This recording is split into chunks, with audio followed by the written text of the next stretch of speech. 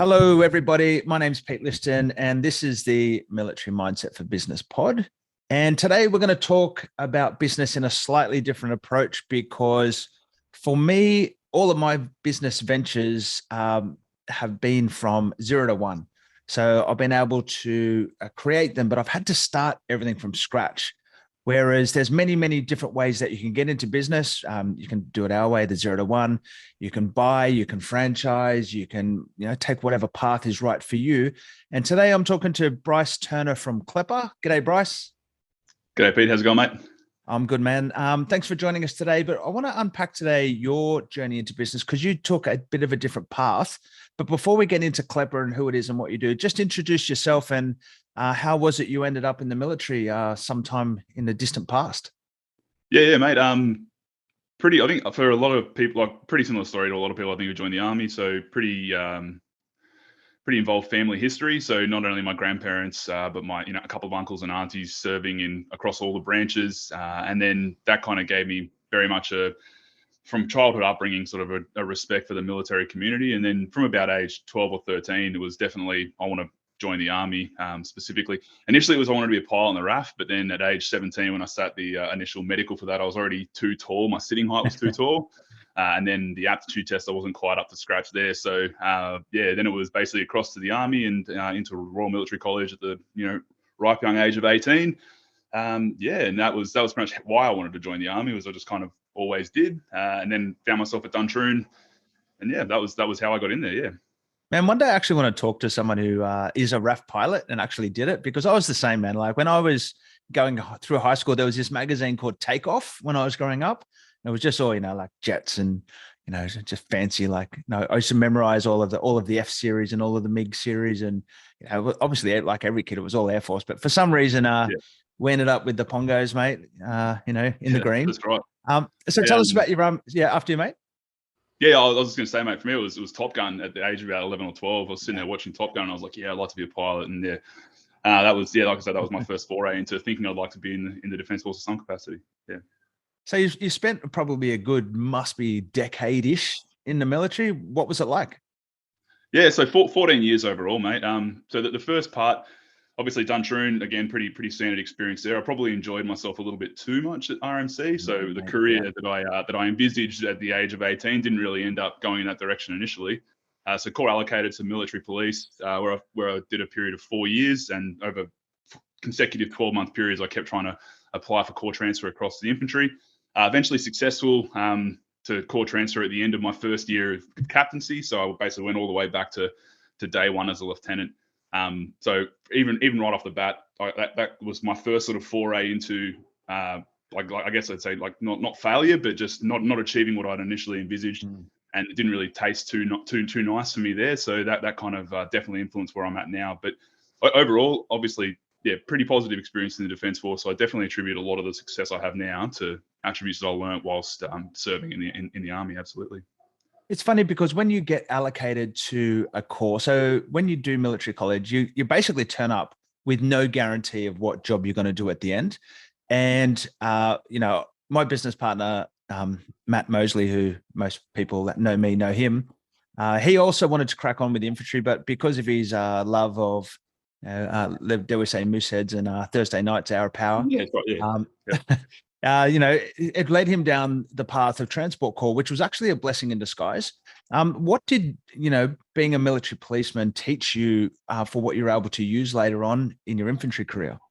Yeah, so a lot actually. So the first thing, when I arrived in the military police, that was 2008. So all of the soldiers in the military police in 2008 were NCOs. So from day one, my youngest soldier was 25 and I was 19 at the time. So I already had an older cohort of soldiers, and administratively, they were the best soldiers I ever had. There were never any disciplinary issues. I didn't have to sit down and talk to them and guide them and counsel them through their life. Obviously, as a 19-year-old, I would probably have been pretty ill-equipped to do so anyway, but they were excellent soldiers from again, that admin and management point of view. What that meant was not having to focus on a lot of that sort of stuff. I got to focus on a lot of the other things which actually are quite important about being an officer. So rather than it just being about maintenance of discipline. You're actually needing to organize training for your soldiers. You need to look at what the next evolution is of what you're going to be trying to accomplish and doing that. So by the time I actually did get around to becoming an infantry officer, all of the stuff that you spend the first 3 years learning, I'd already learned. Yeah. And I would say from that point of view, on day one, when I did get to the infantry battalions, I'm much better prepared than I would have been if I was 19. So by the time I did corps transfer, I would have been, I think, 25 or so, or 24 or 25. And so I was much better placed there that on day one, I didn't have to worry about learning what dot point briefs were or quick assessments were or any of that sort of stuff. I already knew all that. So from day one, I could focus again on that. There was no learning curve for admin. It was straight into, all right, how can we actually train better? How can I lead better? How can I help these soldiers to actually be the best that we can possibly be as a cohesive unit? So yeah, definitely prepared me very, very well for day one as a lieutenant. Who would have thought? Yeah. Yeah. Well, mate, I'm interested that you've dropped this word train in there a couple of times into the conversation, because training is going to be a big part of your life through your military and into your career building enterprise. Tell us about the training that you conduct and how you became a good trainer whilst you're in the military. Yeah, absolutely. So for me, it's critical. So depending on where you sort of focus your time and your effort in Army, I think you can go, there's a number of ways you can go as an officer, as an NCO, regardless of the career, non-commissioned officer, regardless of the career pipeline you take. I think there's a number of things you can focus down on. I think for me, the most critical one is training. Now, whether that's just that bias for action, that bias for advancement and continual bettering of the unit or the organization, I'm not sure.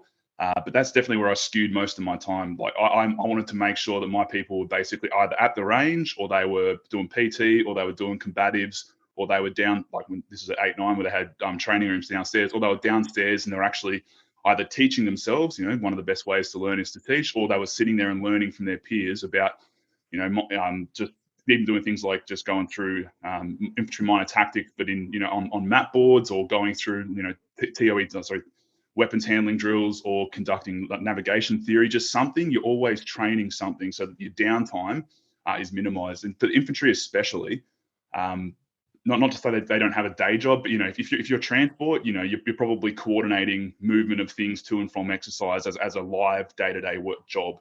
If you're in signals and you're at 1 SIG regiment, you're running the signals network for the deployed land force and the at-home land force. So you have from 9 a.m. to 5 p.m. or 7:30 till 4 or whatever, you have a job.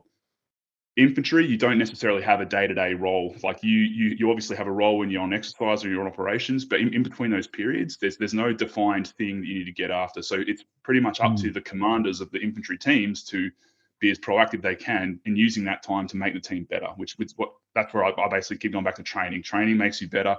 I don't necessarily think sitting there and doing lots of admin is going to make you better, but I definitely think lots of training, getting out and getting amongst it will always yield a positive result. It's an interesting point, because for me as a RAMI officer, which is the Royal Australian Electrical and Mechanical Engineers, all of my soldiers were tradies. Well, basically all of them had some kind of expertise or skill that I wasn't. So there is the mentality of soldier first. But in infantry, it's not only soldier first, it is just soldier. So that's what you do. That's all you do. Every day you come to work and you just soldier.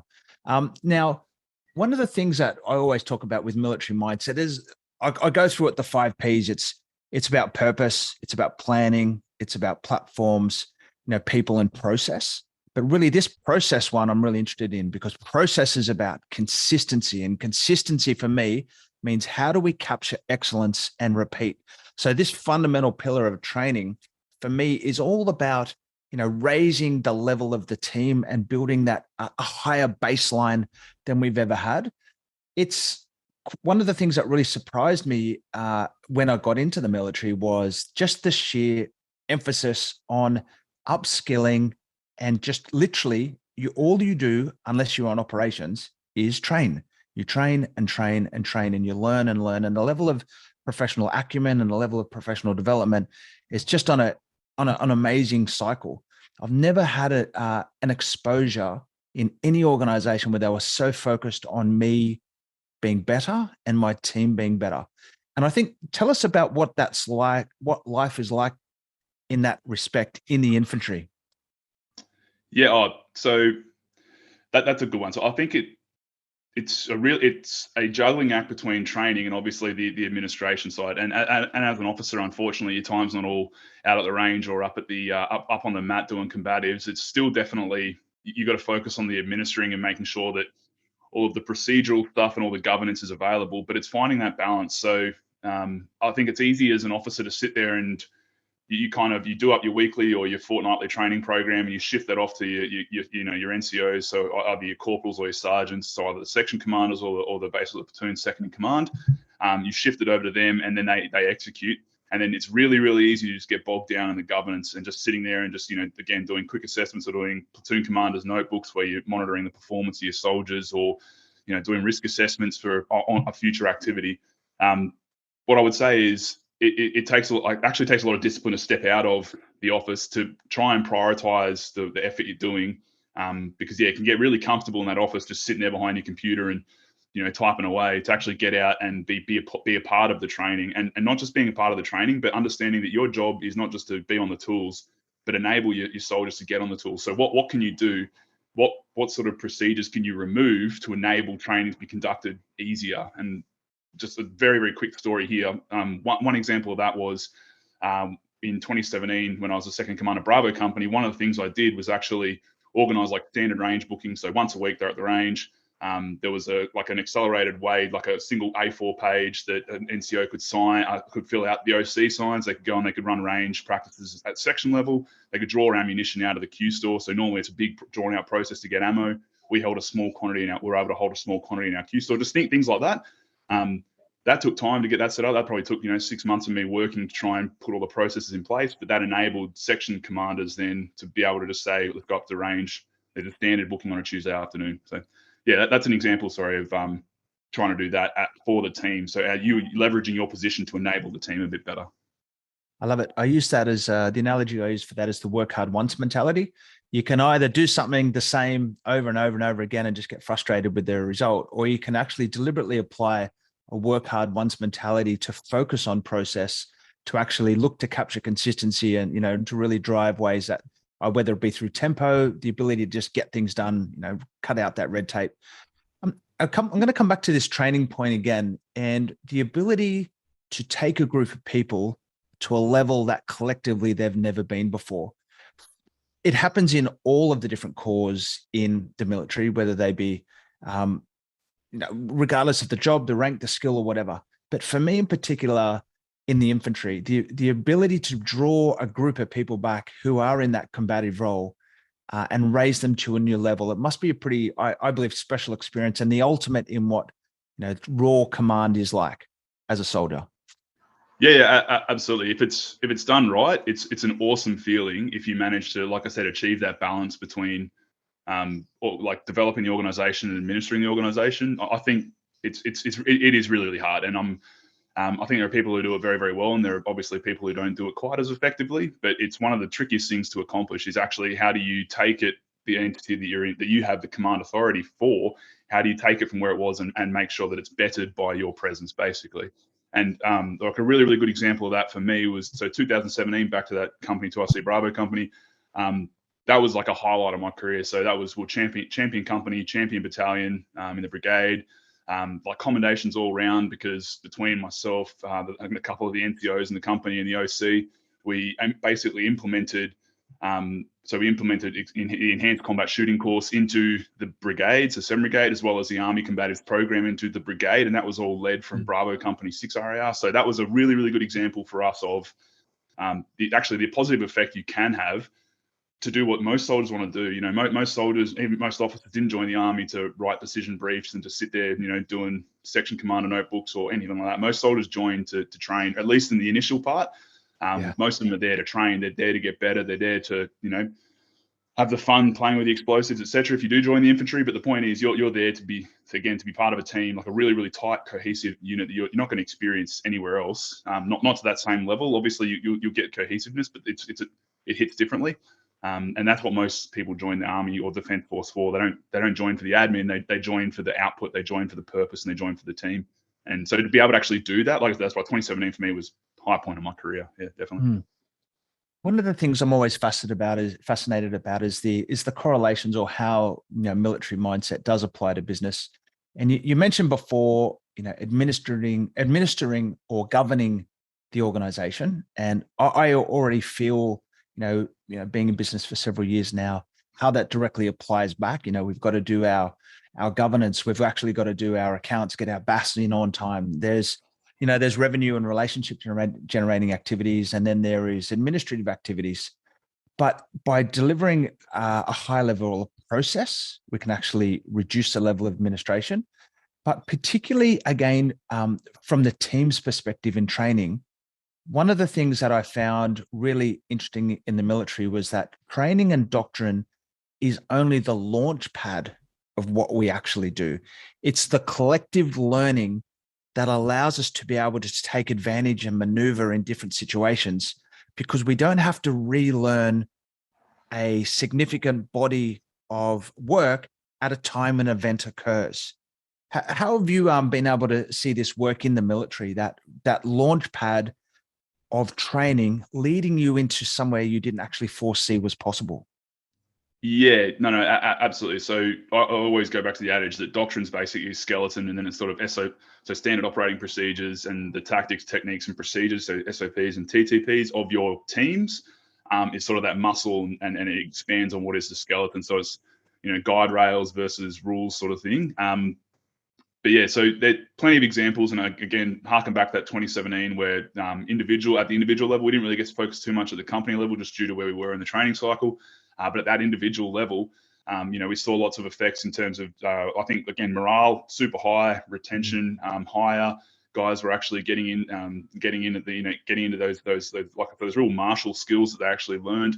So shooting got better, obviously. Combatives got better. Well, it was basically the first utilization at mass outside of Special Operations Command for things like the combatives programs in a number of years. Like everyone remembers but people who were served remember, if you were around in 2007, you remember the military self-defense and that kind of style. Obviously, Army combatives went in a bit of a different direction. But that's an example of where I think I did 14 years, still technically reserved, but don't really parade. But I did 14 years, and in that time frame, like I said, I think that the skill set of the individual soldiers definitely started improving from around that 2016 period. Just in terms of access to training, access to resourcing, access to just different training styles and methodologies. They started bringing things, like instead of it just being learned by observing, or it became more learned by doing, and instead of feedback by just this is what you did right, this is what you did wrong. It became more the Socratic technique. So it's more asking about how you came to the decision that you did. So it's more internally derived learning. So just all those sorts of things meant that by the end of that again, I go back to 2017 because it was when all this sort of had been going in since about 2013, but it was 2017 it really started to get institutionalized, that I saw anyway. And it just meant that the standard of the soldier individually became much better. And also I just found that they were just so much more motivated because, again, the number of years in the infantry, but yeah, just the level of motivation ebbs and flows, and definitely was waning a bit that I was seeing. But again, from that sort of 2016, 17, that's I definitely when guys just started to be able to get out there and just get back to those basic skills, that's when it started to go up. Yeah. I'm really interested in this from a team's perspective, because we know in business, one of the biggest forms of wastage is presenteeism. And I think this is very much linked to morale. Yeah. Is the fact that, we just turn up, or from an infantry soldier's perspective, you just kick and breezeway time, just waiting for the boss to come up with something else for you to do, rather than being able to take a proactive, lead in your own development, whether that be through the junior NCO, perspective or not.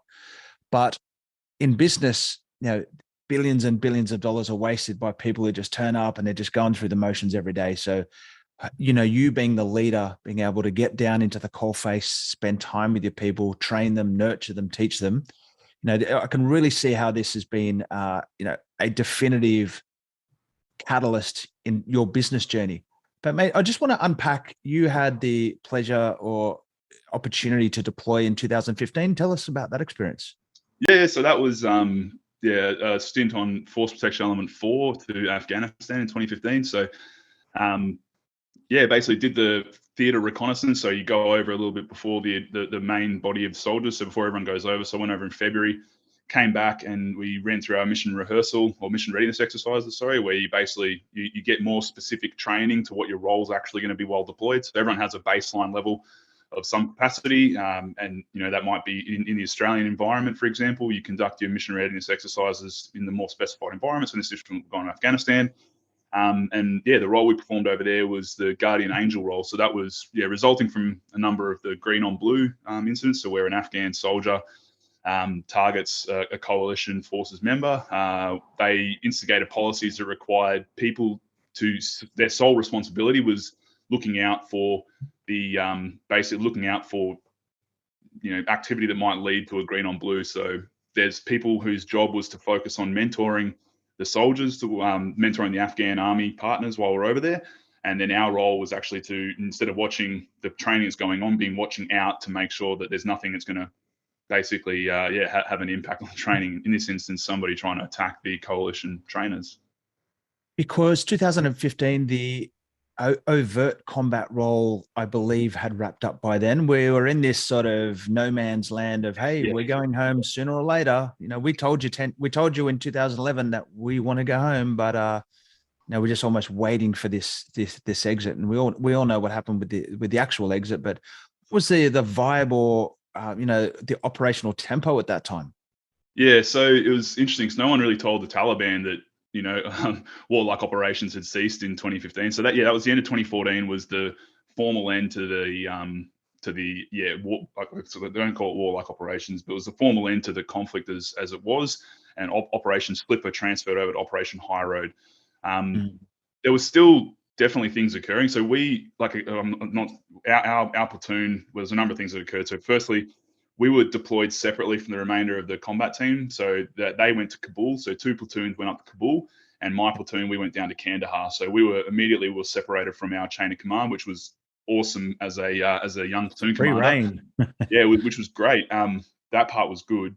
And so yeah, we went down there. There were still things that were occurring around us, but like, you know, we were lucky that nothing directly impacted us. But there was still, you know, vehicle-borne IEDs and motorcycle-borne IEDs and you know, indirect attacks and stuff like that, but just nothing ever directly against us. So whether that was the Taliban had a policy of not targeting Australians, I'm not sure. But basically, it was always like a US convoy or a like another partner force, or sorry, another coalition partner convoy that was, you know, getting hit.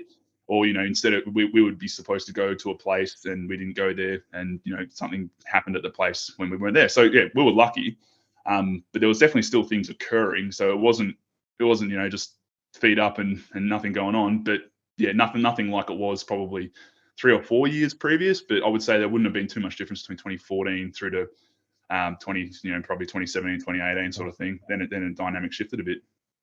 So you've been fortunate enough to, you know, command soldiers and operations, which is, you know, truly a privilege for anyone that's had the experience. You've now come back to Australia. Where do we start looking at this point of, you know, I love the military, but what's my next chapter? How did you start? Yeah. When were the seeds sown here for what's coming up next? Yeah, so I went straight to Duntroon from school, so I didn't attend university. In 2014, I started an undergraduate in training and development, strangely enough, mostly because I could get, like, I think it was a 60% recognition of prior learning for the undergrad.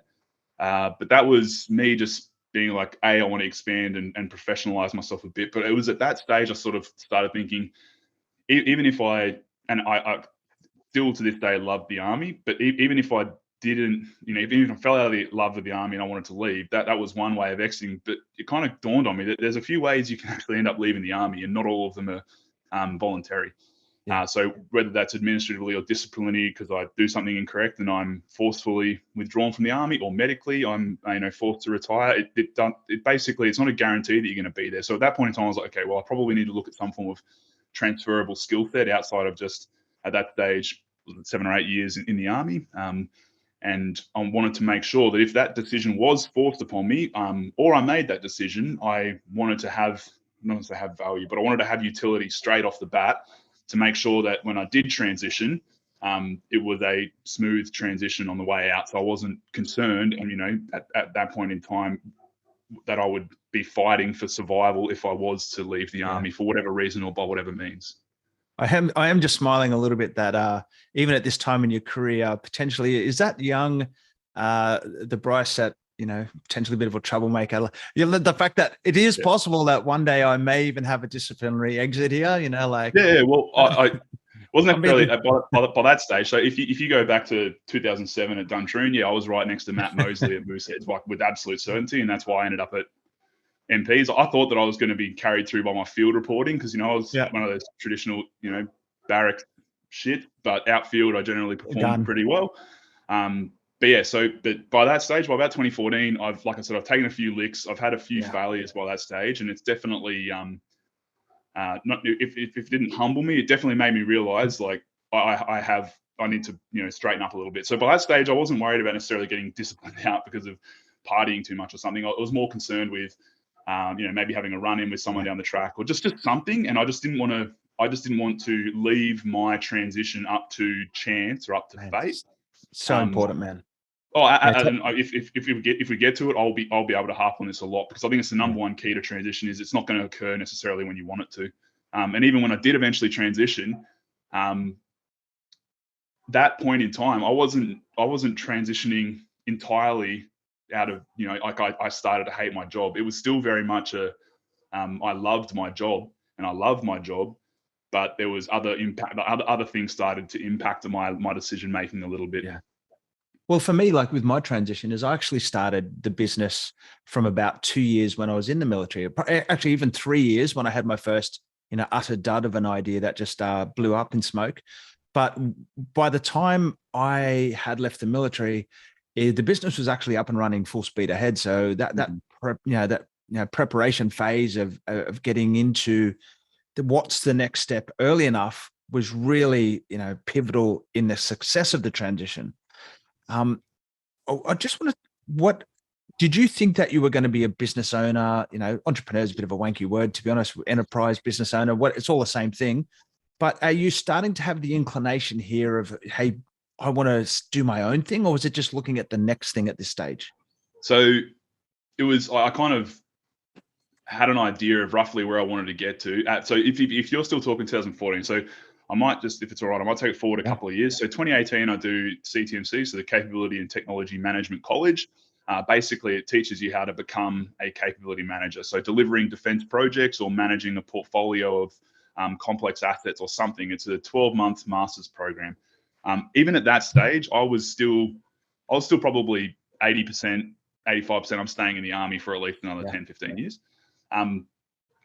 But yeah, so when it did come time to actually end up like making that decision, so in about 2019, 2020 is when I sort of started thinking, okay, what do I actually want, and what are my values, and what do I truly hold dear to my heart? And I sat down with my wife. We had a 1-year-old at the time, and basically, I went through, for me, what is I'm not going to quite call it a good life because that sounds a bit wanky, but what does like personal success for me look like?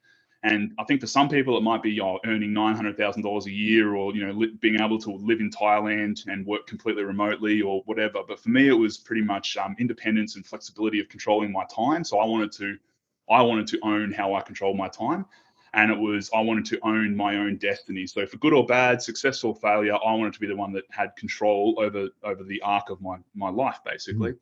And then basically at that same point in time, my next post capability management job was going to be back into the infantry battalions. And the last time I was in infantry battalions, that was 19 months out of 24 months away from home, sort of thing. Yeah. And I just didn't want to be away from my family. So it kind of came for me that the pillars of success for me post separation was controlling time, controlling destiny, and maximizing time with my family. So that was what ended up being the motivating factor for me leaving, and ultimately deciding. At that stage, I had a 5-year plan, I had a 10-year plan, or not necessarily, sorry, I didn't have a plan. I had like a 5-year objective or like milestone, and then 10-year milestones. And at the 5-year one was business ownership of some description. At that stage, I didn't know whether it would be entrepreneurship through acquisitions. Obviously, the pipeline ended up going down, or if it was going to be just build, or if it's going to be franchise or what. But I knew that at the 5-year mark, I wanted to own my own thing. Now let's unpack that and explore, because as I mentioned in the start, is I started businesses from scratch, from 0 to 1. And I've got to admit, whilst the process is somewhat enjoyable of being creative, it is very time consuming. And, time and resources put into this, we left a lot of time and money on the table by experimenting and learning.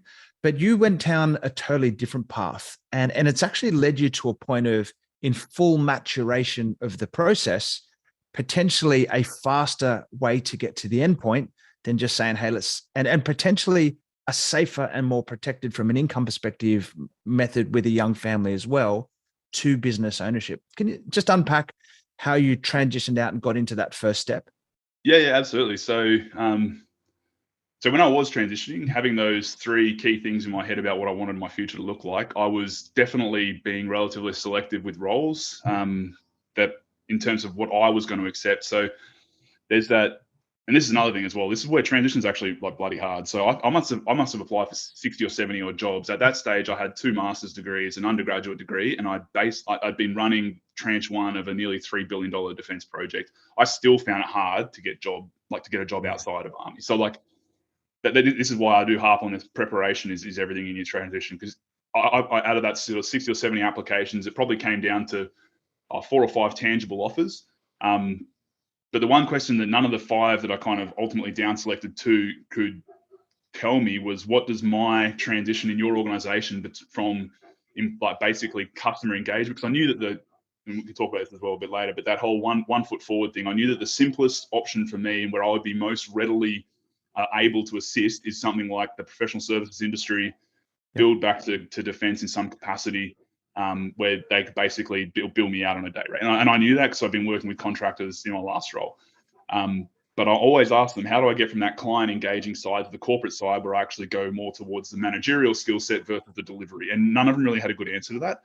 The job that I ended up going to with Klepper, the entity that I ended up purchasing, it was basically come in, be mentored by the existing owner, John Davidson, be mentored by him from a business point of view, with an aim to eventually have some form. The finer points of this weren't worked out, but some form of at that stage it would be managerial control handed over, and that was sort of like it. So at the very least, at the end of 2 or 3 years, I would have had a few years of running a business to then start my own thing, or go back to another entity and say, I want to work and this is my experience. I'm not going to be in project delivery. I actually want to come in and be some form of, like lower level manager in your company, but learn on the corporate path to a higher position. Hang on, can I just unpack this for a sec? Right. So yeah, absolutely. You've gone for a job. Did you see this job in the paper or online or recommended or referred? The one that I ended up with, no, it was all network, mate. So of network? the 70, of the 70 applications I put through, 50 of them through HR didn't even get through first round screening at HR, which I just found absolutely perplexing. And then it was the ones that I actually ended up getting some form of more tangible offer through. That was exclusively network. Gotcha. That was just people that I'd met in my previous 2 or 3 years as I was looking to transition, and talking to them about what work looks like outside of the Army. And then the last one that I ended up taking, Klepper, that was basically me introduced to the owner by one of the people who was in the team that I was working with. So that's how that kind of came about. Yeah. So now you're in the job interview and it's like, to sort of paraphrase, hey, mate, I'd love to work with you, but I also want to take over your business one day and potentially have a leadership role here. How does sort of that go down? Because it's an interesting thing, because if someone said that to me, like in my interview, a part of me would be like, well, wow, this is interesting. Like I would actually love someone with that level of aspiration, because I remember, man, I worked on a farm once before I joined the Army. It was a big lily farm in New South Wales. And I wrote this guy, after being there for 6 months, a 3,000-word document on how we could get some efficiencies in the business and open new markets and this and that, whatever. And I gave it to him. And about a week later, I was like, hey, what do you think about thing? And he basically said, excuse my language, who the fuck do you think you are, mate? This is my business. I'll do it my way. And basically that was his response to me. So for me, it was massive deflating, and I was, out of there within weeks. But if I found people, hey, if there's anyone out there like Bryce that wants to take my business over for me, come knock on my door, man. I would love you to come in and me to transition to something else, man. I love it. Yeah, so at that stage, that wasn't so that the interview just occurred at Capital Brewing, so it's over a beer sort of thing, and it was more. So JD, John Davidson, at that stage, he was sort of I'm trying to put this as well as I can. So basically, he had a lot of things that he was working with in his personal life, and he didn't really have time to grow the business. Yep. So it came more as, I need someone who's going to enable me to help grow the business. Was sort of that first chat. It wasn't really, I never directly said like, hey, I want to take over your business and buy, but I definitely made it clear that I wanted to be in the managerial side of the business, not the delivery side of the business. And then we just spoke basically about, like I said, my family circumstance, which is very important to me. So for the first 6 months, I actually I came on part-time. So that was my, clearing headspace from defense, as well as, clearing out all the conflict of interest management stuff, the time away from the defense before you can sort of come back into defense. So I worked part-time, a couple of days a week, and I got to do the whole daddy daycare thing, a couple of days a week. So that for me was awesome. That enabled my wife to go back to work full-time prior to us having our second child. So there was like a number of benefits from that point of view. But yeah, the unspoken part of the conversation was definitely, either I'm going to be retaining your organization and then eventually some form of ownership, or I'll be there for the three or so years to learn everything I can from you and to help you grow your business out a bit more, and then I'll probably look for something else. Yeah. The true sort of conversation around the ownership transfer came probably like 18 months later.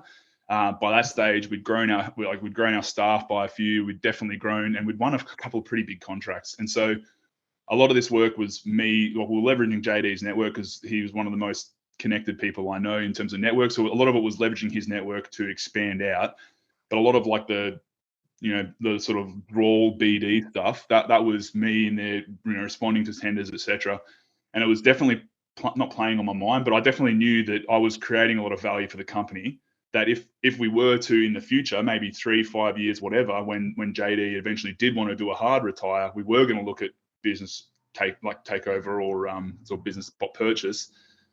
Not definitely not doing myself a disservice, but basically like there'd be a direct future cost to me based on performance in the now. So yeah, that's when I kind of had the conversation with him that said, why don't we, I know this is sort of like an unspoken part of what we've been doing, but why don't we now start formalizing something and actually getting something down, and then either an equity share arrangement, or some vendor finance model or something, but enacting a buyout.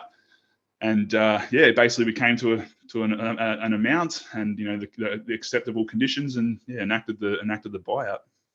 Mate, I love it. And look, I wasn't being facetious before. If anyone out there wants to come take my company over one day, like come on, let's have a chat. If you want to get in and work hard and take a stake, we'd love to find the right people to get on board. I got 1,000. Dude, I got 1,000 ideas that I want to pursue in my short time on this planet. So there's plenty of things. There's plenty of things in and one of the earliest, I guess, how can I say this, phrases that was the catalyst of our success was when I joined Matt in business. I was very much of the mindset that instead of keeping all of nothing to myself, I prefer to share something of substance. So that was our initial mindset, and what's been the catalyst for our success. Let's just talk a little bit. Tell us what Klepper is, because we've been talking about training. We've talked about your course where you learned how to manage and understand contracts within the defense space. It's all really been leading, funny enough, to Klepper. Tell us a little about what Klepper does. Yeah. So there's a few arms to Klepper, which is, I actually struggle to articulate what I do for a job now, but basically there's Klepper Professional Services. So that firmly sits within the defense. It has done other government agency work previously, and that we do still do a little bit, but it's predominantly defense professional services. So that's sort of project management, systems engineering, logistics management, contracting, procurement, those sort of like skill sets that they take a while to grow to a high capacity, and they got a pretty large training burden. So it's the stuff that defense isn't necessarily able to generate at mass itself, so it contracts out. So there's that arm of the business. The second arm of the business is the Klepper Training Academy.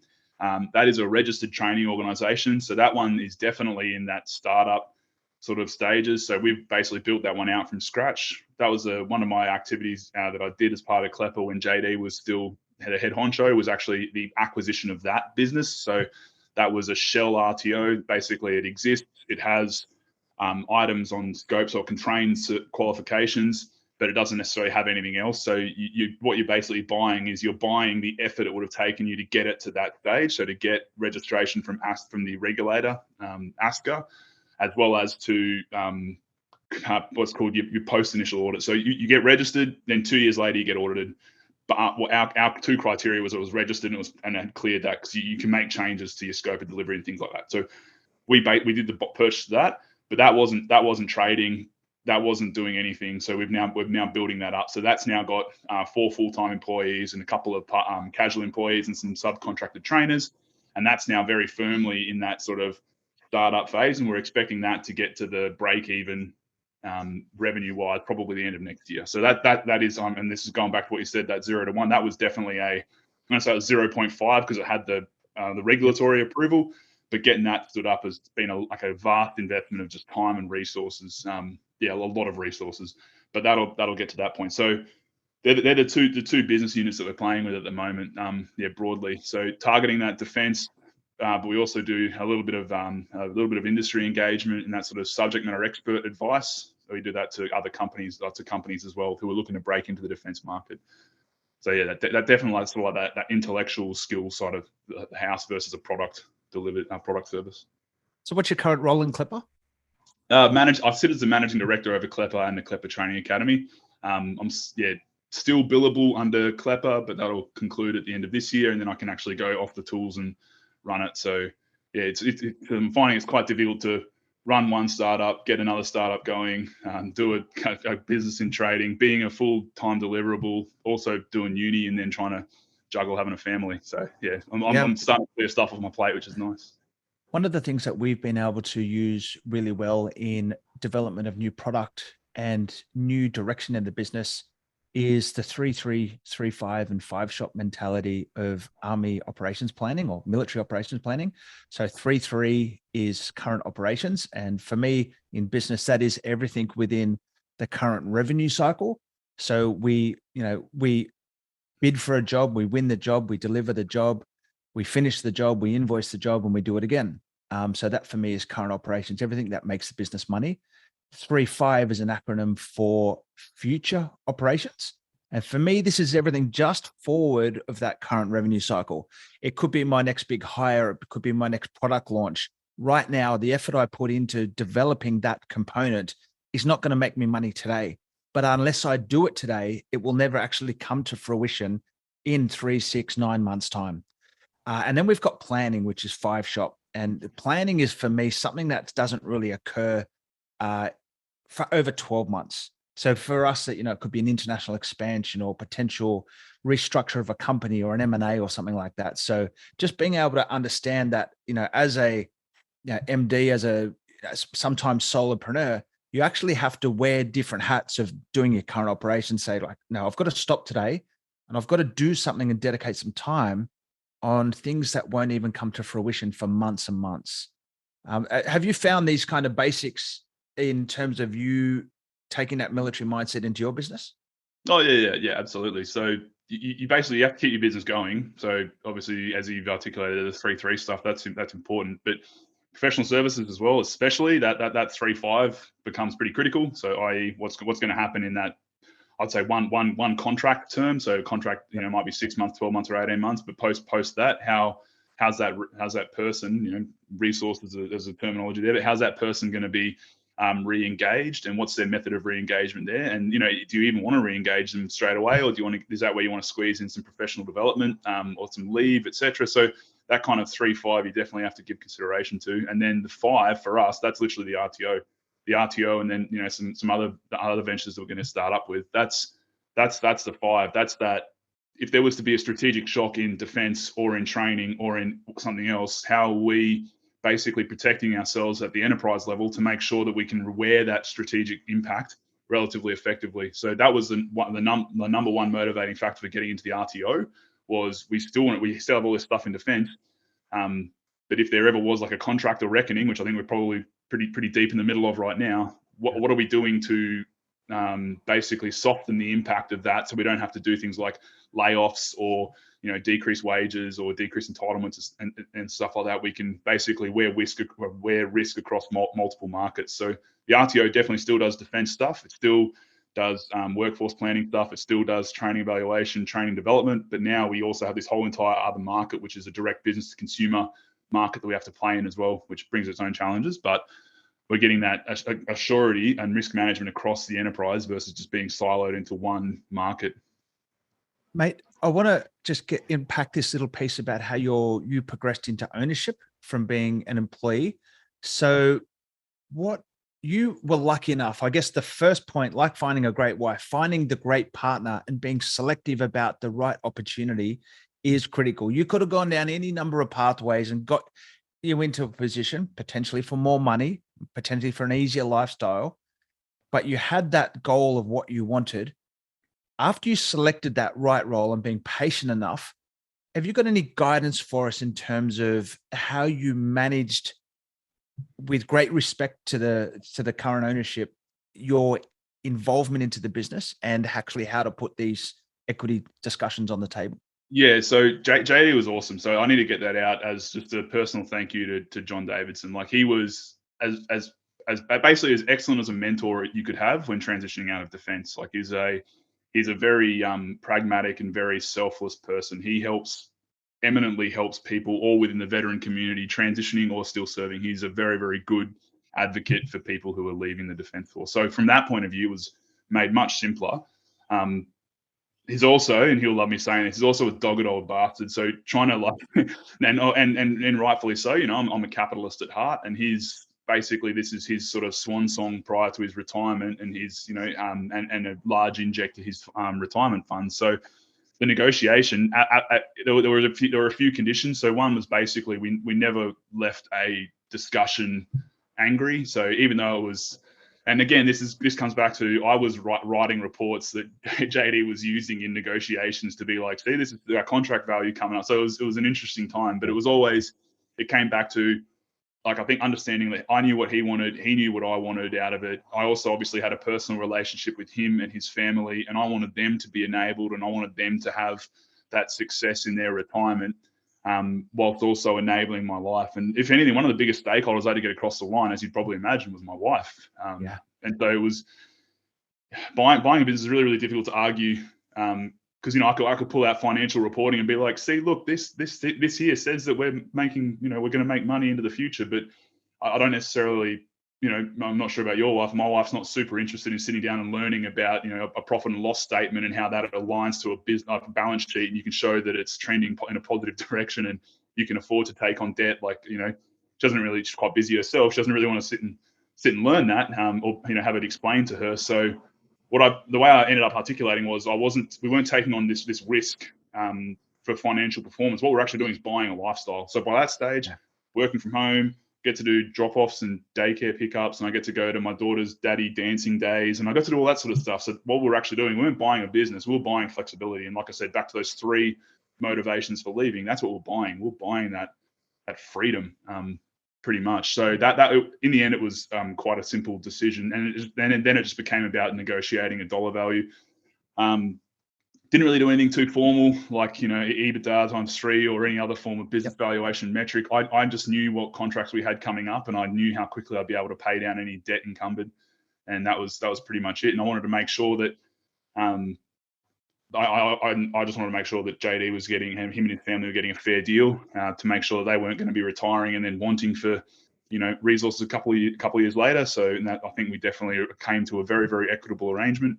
And yeah, it was good. But definitely that negotiation point, it was a good sort of few months. It took us probably 6 months to get to the final amount, final conditions, final value.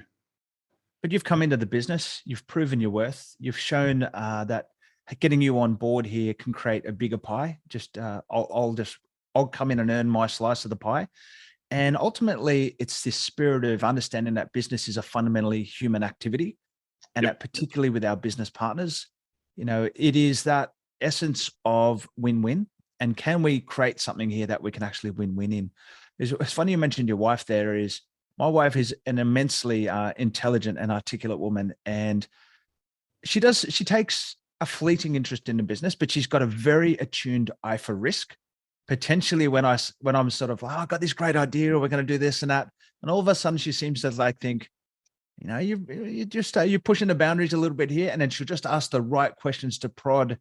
And it actually is. She's probably the hardest one I have to justify anything to in terms of my business, Yeah, dealings. definitely. But she just seems very attuned to probably, in terms of the way that my erratic brain can work.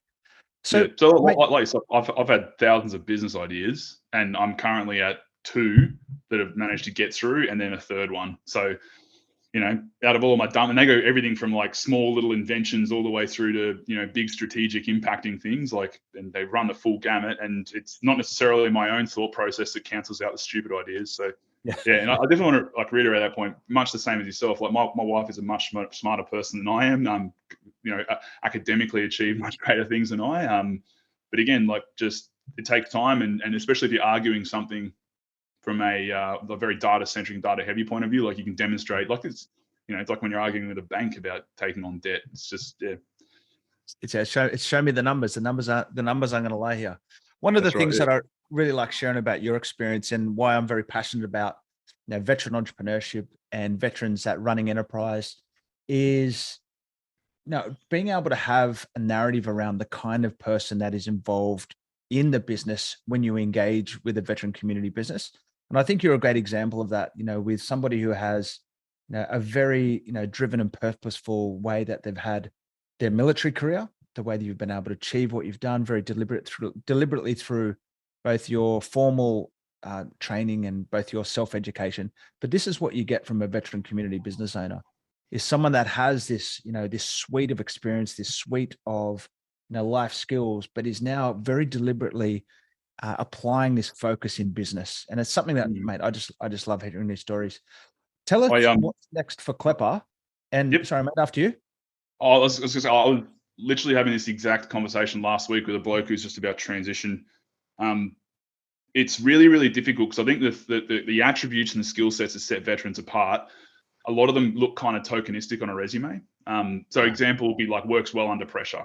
So if you put works well under pressure on your CV, and just say you decide you're going to go for a hard pivot and you're not going to go and work for defense industry, you're going to go and become I don't know, you're going to go work in risk and analysis, or sorry, just you're going to go work with data analysis for a company. You've done some economic study while you're still in, and now you're going to go work for a company completely independent of defense. You you put something like, I works well independently, or works well under pressure. That that means different things. So if you're a 22-year-old grad who's going for the same position, you write works well under pressure. The way you demonstrate that is, when I was working at McDonald's, I'm not trying to make light of McDonald's workers, but someone ordered 45 Big Macs, and I had to task allocate to get these Big Macs made. You're talking about, and this guy specifically, I was like, you're working well independently, working well under pressure, is like deploying internationally with a small team of 4 people to do a really super specific task with strategic consequences, 7,000 kilometers from your one up commander. Like that's different. That's very, very different. That's not even the same. So the sentence looks the same, worked well independently and works well under pressure, but the meaning is 2 completely different things. And it's translating the military context of that again. And I hate it because it does look super token, but they are the best, like the best skills they bring. Innovation, entrepreneurial attitude, innovation. They bring, time pressure, like ability to time pressure, like managing teams, like building, forming, and managing teams, strategic purpose and intent. All these things that read like, unfortunately, wank words are actually they're different when it comes from a military background versus someone in an equivalent sector outside of army. And it's managing to actually articulate that effectively is super challenging, because if you're a HR, you're a hiring manager, and you're reading, oh yeah, this is Steve. Steve works well under pressure. Yeah, everyone works well under pressure. You know what I mean? Everyone can put that on their CV. It's just, Yeah. yeah, it's a difficult point to be able to argue effectively. The thing there that I love is my biggest takeaway from everything is synchronization and orchestration of teams, is how in a business, and it's something that I'm fastidiously focused on practicing what I preach in my own businesses, is how do we actually bring the right team members together, but how do we actually get them to basically orchestrate the effects of what they're achieving at the right time, at the right place in business. And I think this Mm. is one of the biggest things that we work with in the military, is that team focused on creating events and creating effects that actually matter to the outcome. Yep. Yeah. And doing that subconsciously. So, again, anyone can pick 4 people and put them in a team, but being able to just subconsciously and intuitively pick strengths and weaknesses and being able to balance them across your team to achieve the best effect, that's also a skill that, again, you do only learn in those high pressure environments, which army and defense writ large are just excellent at creating, is these little microchasms of super high pressure just on mundane things. It'll be a Tuesday and you find yourself in some super complex position or super complex task, and it's being able to actually say, I've got 50 people to choose from, these 4 are going to be the best for the task, and you just do that rapidly and intuitively, and that's a skill set you can't teach. That's just picked up through osmosis. I love it. Mate, tell us what's next for Klepper and next for Bryce. Yeah, great question, mate. So Klepper itself, we're basically focusing, obviously we've got the professional services. So we've got our whole thing is finding people to fill jobs. We're now going to go a little bit deeper into targeting the more technical skill sets. So they're a little bit, you just basically strengths and weaknesses of what our company can do. What we can do is target, recruit, and retain highly qualified people. What we can't do very well is target like people that are a bit lower down in terms of the job skill set and development, and then put them into a small team. I'll put them into a team and develop them internally. We can do that a little bit, but that's definitely better companies like for doing that are the bigger ones that sit under the MFP, for example. So it's going to be targeting the more people at the higher level and injecting them into those sort of critical workforce shortages. Then it's basically building out the RTO. That becomes critical. And then obviously this third venture that we're about to kick off, or we'll kick off sort of next year and into 2024, it's going to be sitting across that. And then for me personally, it's going to be slowly transitioning my managerial responsibility of each business unit across to another person. I don't know, retire on a yacht or something. Yeah, mate, delegate. We've got to delegate to elevate. That's right. That's one of the core principles here. Well, mate, what we're going to do is I'm going to throw all of the links that anyone needs to get in touch with Bryce, or we're getting Klepper in the show notes below. If you want to comment on this, if you like it, if you don't like it, if you've got any comments that you want to add, you can always just jump onto the YouTube channel and throw them into the comments where that we'll see them. We'll be able to reply back and give you our 5 cents. But mate, thanks for joining us on the Military Mindset for Business pod today. Mate, it's been a real pleasure to actually see someone who has, been able to take this vast set of skills and acumen that received out of the military training and really apply it into an amazing business, delivering great results and leading great teams. So, mate, thanks for joining us today. All good, mate. No worries. Thanks for having me. So brilliant. My name is Pete Liston. Thanks for listening to Military Mindset for Business Pod. Out.